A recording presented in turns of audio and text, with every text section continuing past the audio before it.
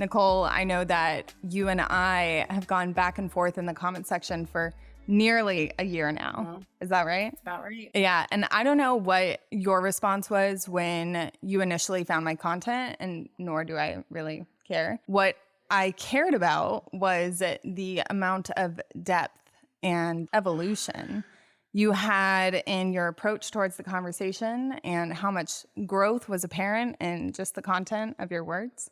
So thank you so much for being here. Yeah. Glad to be here. Yeah. Can you start off by telling me a little bit about your experience with infidelity? I was in a marriage for roughly 20 years. I have 2 children with my current soon to be ex-husband. And last year was the exit of this relationship due to infidelity on his part. It had started, emotionally with him and this other person. In present of I had known was about 5 years ago, 5 to 6. And over time, things had taken place, and I guess you could say the shoe finally dropped roughly last summer. And I asked him to leave our marital home, and we're now in the process of going through a divorce. That does sound tough. And I know that the way that I may appear on TikTok, because I'm so abstract, that the pain is lost on me. And I just want you to know, as a child in that home that I once was, I do have a lot of empathy for you in your current position. Thanks. Can you tell me a little bit about what your relationship with your ex-husband, or soon-to-be ex, STBX, was like before the affair began? So in the beginning, it was a quick relationship. We dated. I soon found out later on that we were having our first child together.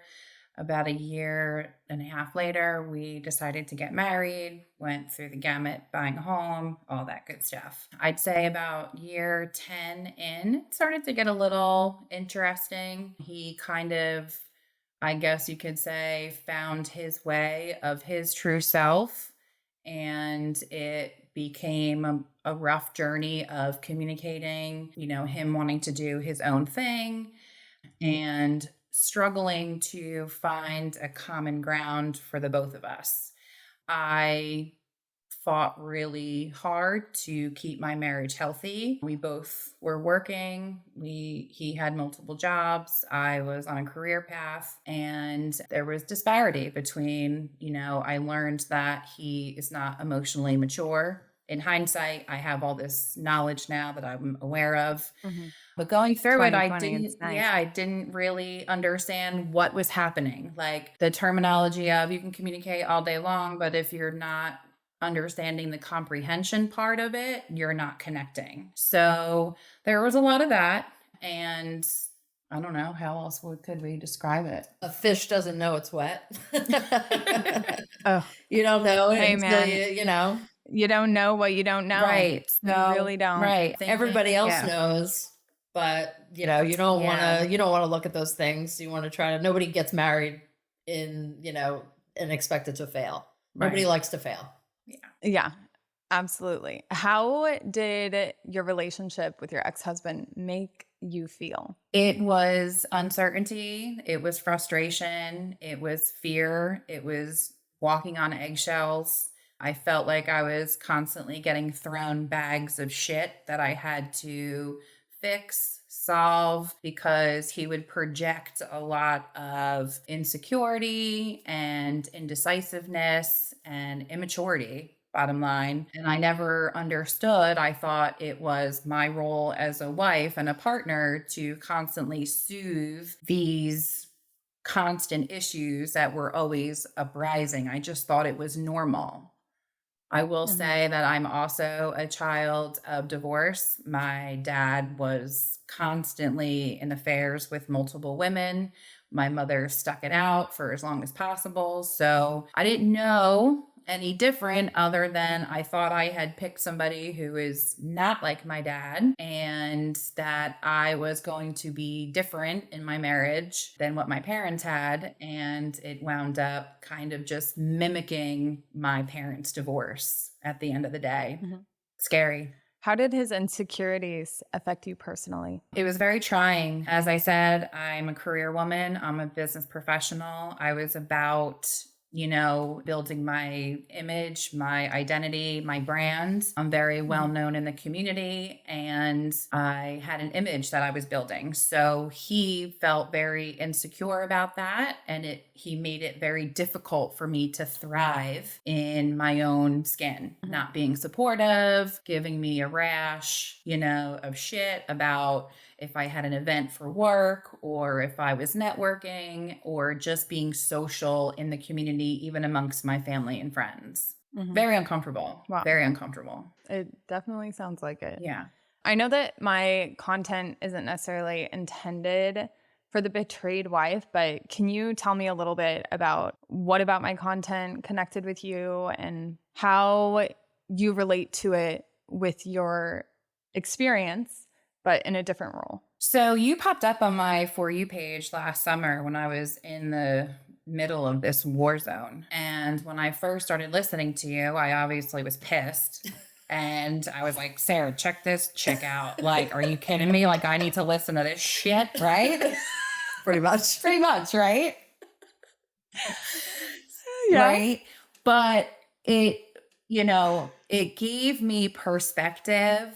And it also, I wanted to confront this other person other than just maybe a couple of conversations that I had in the beginning, but I had so much to say. And I felt that you being on the other side of it, I was able to have conversation with the other woman and kind of understand that process, that behavior, and being able to express myself and understanding the deep rooted of what infidelity really is. What do you think that root is? There's a lot in that root. I mean, I think it's people that are just not happy with themselves. I think it really starts there, that you're not happy with yourself. Okay. Yes. Yes. I get goosebumps whenever people I don't know. It's interesting to have your thoughts validated by somebody else, right? Like it brings a sensation, I think, to your entire being. And so this whole process of me doing this, and I could have walked away. I could have walked away from this whole TikTok thing. I could have been like, oh my gosh, the hate is too much. But there was something where I was like, I'm going to have this fucking conversation. And I don't care how anybody feels right now, because our feelings are our own to manage. But I really wanted to just persist almost. It felt very important that I kept going. So I agree. I agree entirely that it does have to do with not liking your own reality, not liking who you are, feeling like you're missing something, right? Like a lot of it is that. And it's nice that you can see that now. Yeah. I know hindsight is 20/20 vision. But when you have a best friend, Sarah, She was so wrapped up in his mental, it was like mental al-Qaeda. It was ridiculous.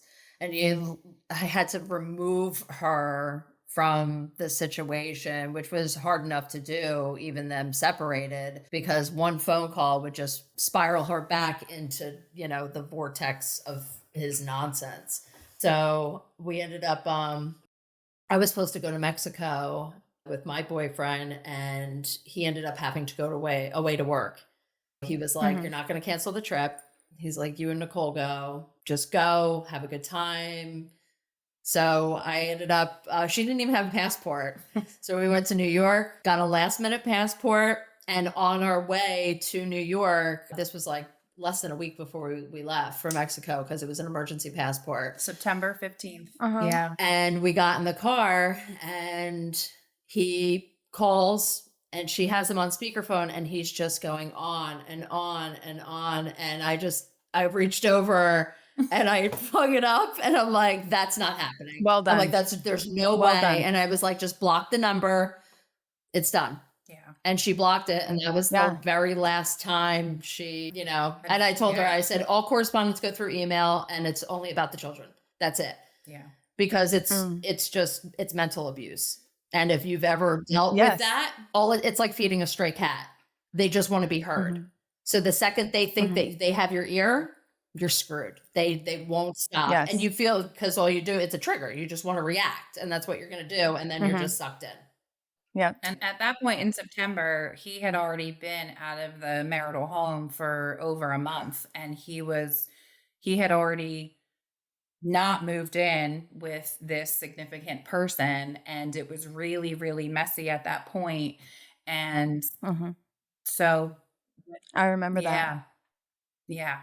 Sarah, I have a question for you. What was it like to walk with Nicole through that experience? Like, what was it like for you? Frustrating and Mhm. exhausting, but I love her to death. And I've known her since we were kids, and we were Mhm. very close and hung out when we were in our 20s. And we had, we were very close, had a lot of fun. And I've been through this, what she went through, and I've been in a very similar situation. So I love her so much like a sister. The things that she was going through, I recognize, and my whole thing is I don't want her to ever feel the way I felt. So I don't have the best approach to therapy. It's kind of blunt force trauma and rude when if somebody saw it from the outside, but to her, like I can act like that. To anybody else I sound Mhm. mean, but to her, she gets what I'm saying. She understands it. Mhm. So when she calls crying and upset about something, I'm basically like, okay, shut the fuck up. You remember who you are. He's a joke, Mhm. and let's get through this and get over it, because I just don't want her to feel or waste another minute feeling these unnecessary feelings, because like I said, he really is. It's when you've removed yourself and you can see and look, I mean, you when it comes down to it, you chose it. You chose every single Mhm. moment of your life. Mhm. You can't blame anyone else for it, and that's a hard fucking pill to swallow. But you Mhm. chose the abuse. You chose to stay with that person for X amount of years, because somewhere along the line you felt like you deserved it. Deserved it. And I felt I Yeah. deserved that treatment from him because I didn't know what I deserved. I didn't know my Mhm. worth. And Mhm. Sarah, I think, eventually had said to me at one point when we were going through this, she looked at me and said two things. She said, one, if we're still dealing with this in a year, I'm probably going to punch you in your face. And two, and two, it was getting hard for her because it was reminding her of her Mm. traumatic relationships that she had. And it was triggering Mhm. her to where it was wearing her thin, to where she was like, I can't do this anymore. Like, I can't do this with you. And Mhm. that hurt me because I knew that she cared. That she also has a daughter that's, 19 years old. And I told her, I'm like, listen, this Watching. isn't about you anymore. Like, you're teaching her that it's okay to be treated like this. You're showing her what love is. And that's a Oh, scary thing, yes. because she's going to go and look for Oh, somebody just yes. like her fucking dad. I was like, so Oh, you have to yes. choose, not for you, but for her. You have to do the right thing and show her that nobody should be treated like that. This is kind of like a weird observation, but I want to share it with you guys because I think you'll get it. A lot of people think that they are breaking the cycle by not getting divorced, right? But that's not the cycle. Getting a divorce isn't the cycle.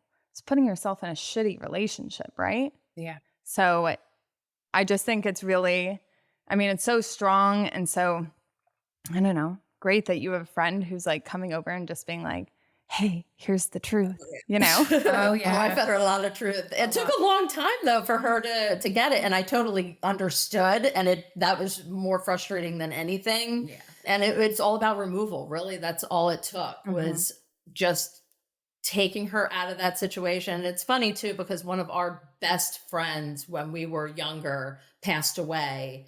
What was it? In Of last year. March of Yeah. last year. And that was we had to go to South Carolina from Jersey for the funeral. And that was the first time I've ever been able to go anywhere alone with Nicole without her husband Or the kids or the or kids or anything. anything. And it was like, it was our excuse to go on this road trip together. And I remember her getting in the car, and he was not for it, but because it was a death of our friend, he really didn't have a choice without looking like a total prick in front of everybody, you know? So we got in the car, and she got in the car, and I looked at her, I'm like, dude, like, I'm like, this is it. I'm gonna remind this bitch who she is. And I'm telling you, everything happens for a reason, because if she hadn't passed, we would have never gotten the opportunity to take that road trip. And it was the best road trip two girls could have ever taken together. And we deserved that, and so did our friend who had Yeah. passed. We deserved it, and so did she. And if we never got through that first hurdle, I don't know if we would have been able to get to the next space, which was the summer was so horrid, and then this trip came up, and I don't think we would have been able to accomplish that because I think she'd still be married. my clarity was not, it was so foggy. I had zero clarity. I was not awakened to any of it. And it was difficult. I was defending him every step of the way. And she kept saying, this is going to happen next. This is going to happen next. And she knew every point that was going to take place in this relationship. So I got to ask, what was the turning point that made you leave? The turning point was when I woke up at 2:30 in the morning on a Friday night, and he wasn't home yet from work. If you are the other woman in your relationship and you love this podcast, you would love the Other Women community. The Other Women community is a membership program designed to help other women just like you reclaim their relationship with themselves and heal from their affair. We provide a safe and supportive environment for you to open up and talk about your experiences. We give you the tools and resources you need to grow into an authentic, empowered individual. If you're ready to take the next step in your healing journey, head on over to theotherwomanandthewife.com/community to learn more about the membership and all it has to offer. The turning point was when I woke up at 2:30 in the morning on a Friday night, and he wasn't home yet from work. And I said to myself, this is not good. I had a weird feeling. And when I called him to say, like, because I was initially worried that he had either gotten pulled over, got into a car accident, maybe gotten a DWI. Like, I was thoroughly concerned. And when I called with that sense of concern, and when I heard him pick up the phone and talk to me, I knew immediately where he was, and it wasn't good. And when he came in the door that night, I said, that's it. I'm not doing this any longer. And many choice words were given that evening. And that was the breakdown of us sleeping in the same room together, because we also had to get through the journey of our daughter graduating high school in 2 weeks.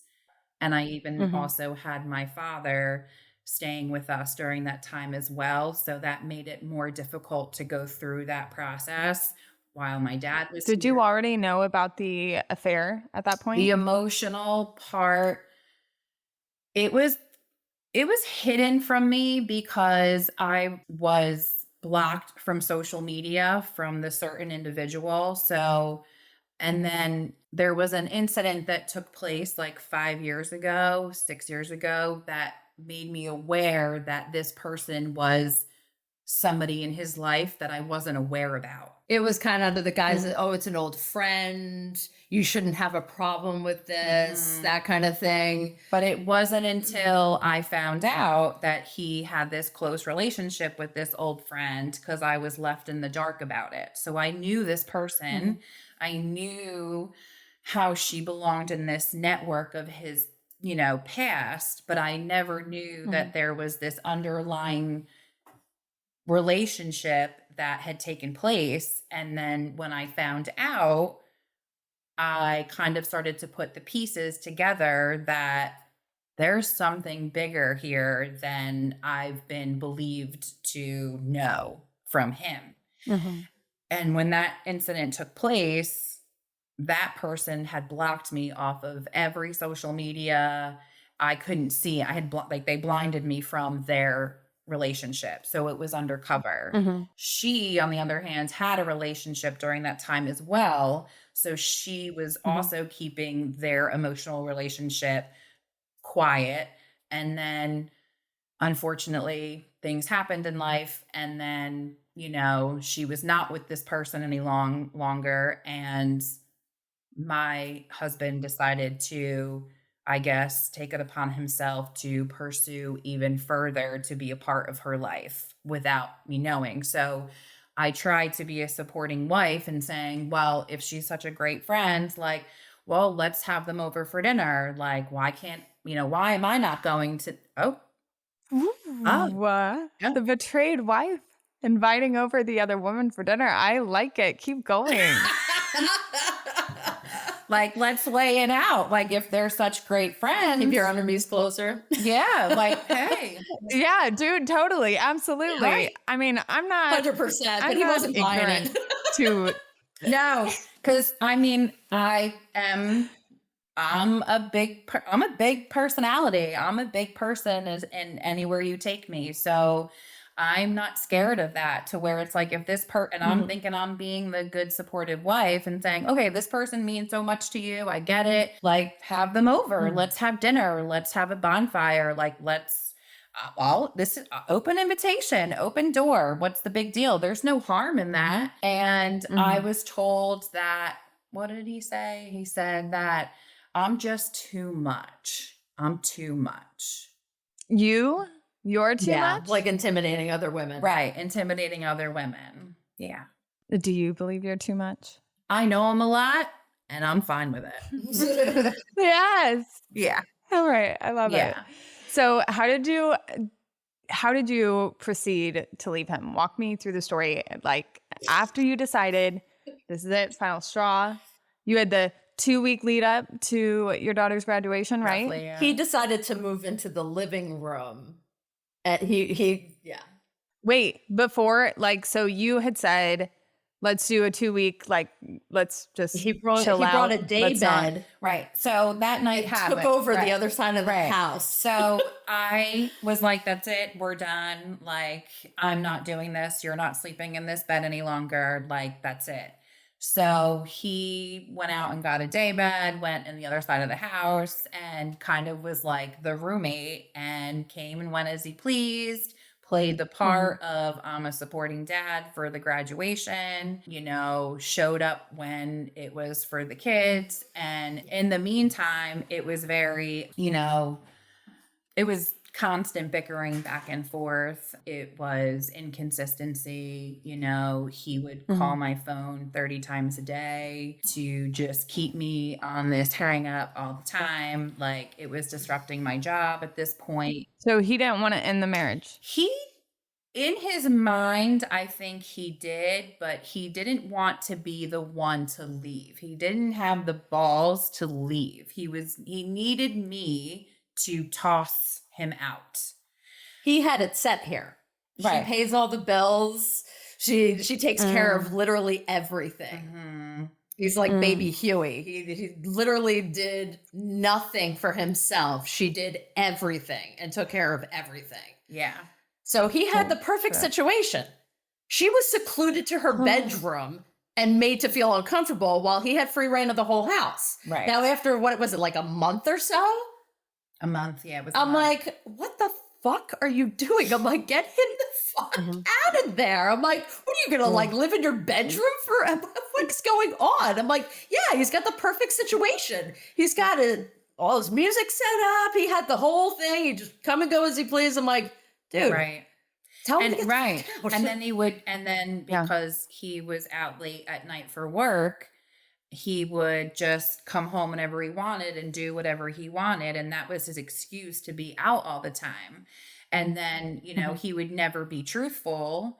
And then, it led us till like the end of July. And that's when the final blow came. And I was like, it started to get very, very escalated. And I couldn't protect my kids anymore because of the arguing that was going on in the home. And I was a Mhm. wreck. I was not performing well in my job. I was starting to become physically sick. It was ridiculous. I Think was about like imagine right. living with your enemy, you know? Yeah. It's Like I was already, crazy. right. I was already, I don't okay, War of I the don't Roses. stay with family, you what? okay? Okay. When I don't stay with family, like extended family, like I'm just like, "Nope, too much for me. Yeah. Too much. I will go get an Airbnb nearby Yeah. and we'll have meals together." Yes, we'll have meals. So yeah, I was already mentally broken, like I was a mess, and then I started to break down physically, and I started Mhm. to have health issues, and I just kept trying to shove it more and more. And Sarah would call me and be like, you're a fighter, Nicole. Like you like to be number one. You like to win. You don't like to give up. You're not giving up. You're not Mhm. losing. Like you've lost yourself. Like How did you kick him out? Did you kick him out? I did. It got to the point where we were, arguing so much, and I eventually had said like I'm like you're not welcome in this home. Like you're Mhm. drinking profusively.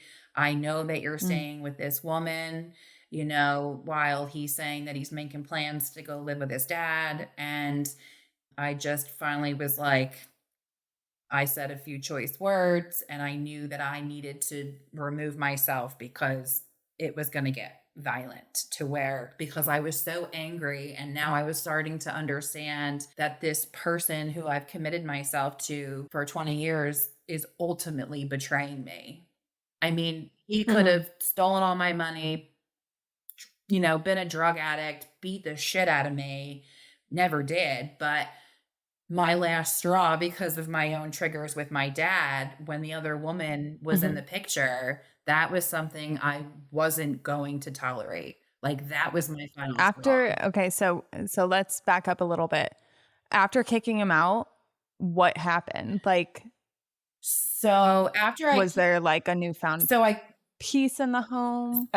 so right after kicking him out, it was a little ugly because we still have a young son that was going into a new Mhm. school, and life is very busy for us in the summer here. And it kind of just, he was coming in and out at first. So, like, I allowed him to come in when it meant for the kids. If he needed to pick the Mhm. kids up, if he was having dinner with the kids, like, I tried to be very amicable and give him free range to come when it meant for the kids. And that lasted Mhm. maybe not even 2 weeks because he was verbally just abusive He at would that come in point. like in the middle of the Mhm. night, Right. He drunk, would come and in like in the middle of the night, screaming that he wanted to see his son, yeah. or he'd come in before work at 5 in the morning. He with Mhm. no announcement, no anything, and just barge through the front Yeah. door. And So mhm. you had mentioned that like after everything had ended and like he's out, you're still left with those feelings of anger, right? And they're intense, they're white hot, right? Can you tell me a little bit about how you went about finding yourself after, it was already solidified in your mind that like this is the end of this relationship. I'm moving forward. What did you do? So the pinnacle moment was the trip to Mexico. I Yeah. felt free.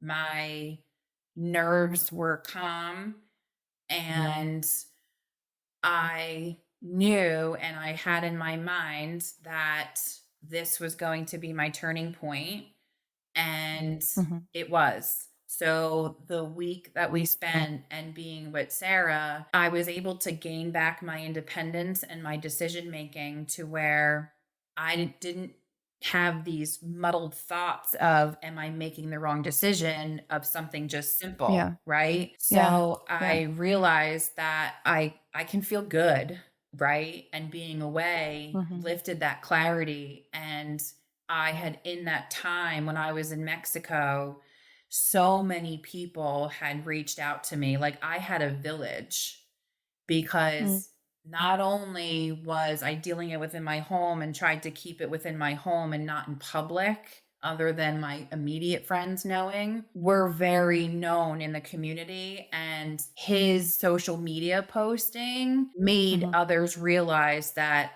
holy shit, what's going on with Nicole? Like, He Mhm. openly, showed exactly what he was doing to mhm, everybody, and Pretty sure nobody I did that. knew.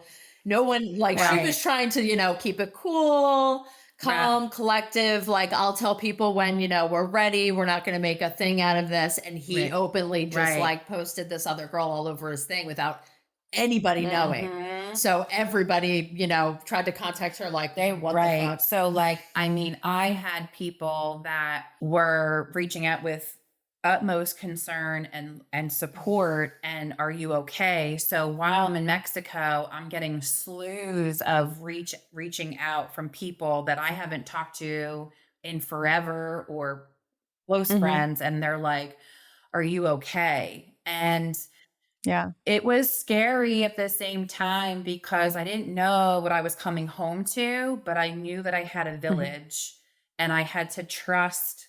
I put a lot of trust into myself that I knew what I was doing. And I also was confident Mhm. because I had a partner to support me, which was my best friend. Yeah. And Yeah. she always kind of brought me back down and back off the ledge. I had an army. I had my family. I So Sarah, I have to ask, what's the difference between Nicole now and when she was in the relationship with her ex-husband? Well, she's not a pussy anymore. So good. Yeah, I she like she got her you. balls back. got my balls back. Yeah. She's not, yeah, no. No, she's great. She's happy, she's content. She's, she's always been a great mom, but she's present. She can concentrate on her and the kids and not be fucking worried about what, he's doing, like, oh no, just anything he tried to do, or, Mhm. mulch made that marriage what it was. Nicole. Sorry, that's my nickname for her. Yeah. So she made the marriage what it was. The marriage was shit for a long, long time. She held it all together. Yeah. Yeah. She's the one who carried everything. And I know So, she reflects on, like, she's like, it's hard sometimes. I reflect on like some of the good times that we had. And I'm like, now think real hard about those good times and tell me, what did you have mhm. to do to get that Mhm. good moment? How many balls did you have Mhm. up in the air juggling to make it Mhm. okay for him, so that you could feel like it was, a good moment? And that sucked. You know, Stan told me something one time. I had said someone was doing something because they loved me. And he goes, I think you've been conditioned to believe that the love you receive or the abuse you receive is the love you deserve. And I was like, son of a Yeah. bitch. You don't say many smart things, but that one stung a Yeah. little, you know? It's so crazy. Yeah. But what did so okay, tell me, I need to know more. What did you learn on how you want to be treated in a relationship? I'm still learning. Like, what did you learn? What did I learn? I'm still learning a lot. I'm scared to death to go into this dating pool in this day and age because of Mhm. all of it. Um, Do it nervous. yeah, I know that I'm worth it. I know that Mhm. I'm absolutely worth the fight. I know that I want somebody who's going to not be afraid to tell the world who their woman is. I need somebody Mhm. who's secure and okay with being by my side, not in front of me, not behind Mhm. me. I just need somebody to love me. I don't ask for much. I am very Mhm. simple. I am not Mhm. complex.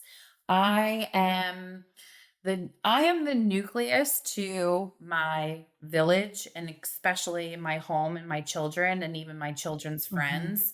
So I need somebody who's confident with themselves And I don't need anybody. I want somebody. Mhm. And that's hard for Mhm. some men because they need to feel needed and they are Mhm. intimidated by this alpha, professional, career driven woman who can cook a great meal, work a room of 500 people, and be at their kids' hockey game at 5 o'clock.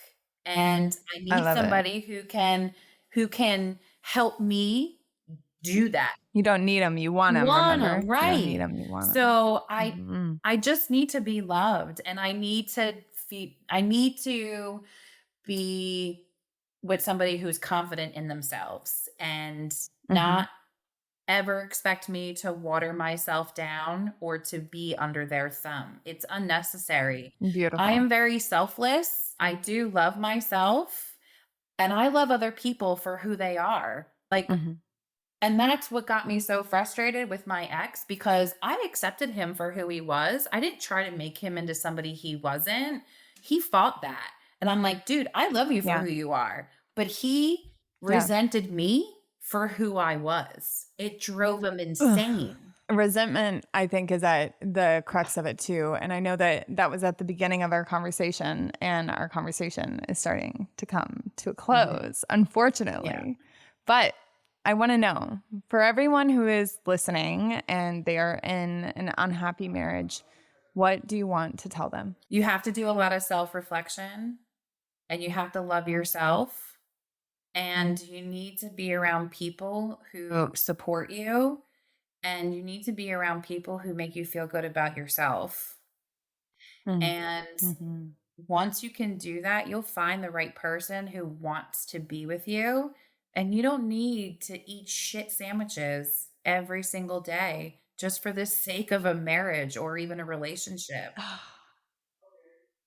Thank you so much. Mhm. That was perfectly put. I cannot thank you guys enough for taking time out of your day to come onto my podcast and just talk with me and share with me what you've learned. I think that plenty of people will benefit from hearing you. So thank you so much for sharing your truth with me. Thanks, Chelsea. We appreciate your time. Yeah. And Sarah, Yes. you're the fucking best. Okay? Yeah, she is. The fucking She best, is a man. fucking best. Dude, Sarah, I mean, you've got a heart of gold, man. I don't know what you went through to get where you are, but it looks good Some on you. stuff. I'm so proud of her. Thank you so much for taking the time to listen to this podcast episode. We appreciate your support and would love to hear your thoughts on it. If you've made it this far, you're likely someone who is invested in the journey of being the other woman. We understand that this can be a difficult and complex experience, which is why we offer guided coaching to help you heal and move forward. We encourage you to explore the links in the episode description or visit theotherwomanandthewife.com/coaching to learn more about our exclusive coaching program and apply today. Thank you again for your support, and we look forward to seeing you in the next episode.